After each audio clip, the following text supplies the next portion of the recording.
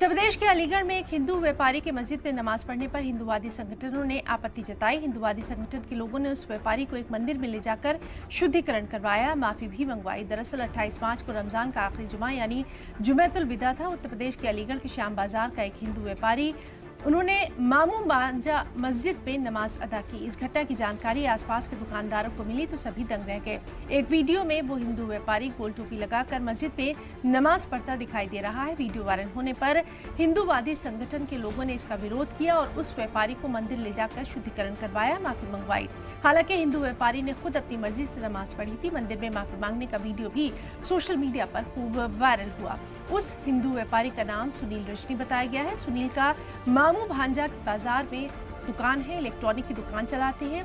दावा है कि वो शाम 5 बजे की नमाज के वक्त अचानक से बाजार में मौजूद मस्जिद में पहुंचे और टोपी लगाकर नमाजियों के कतार में खड़े होकर नमाज पढ़ने लगे।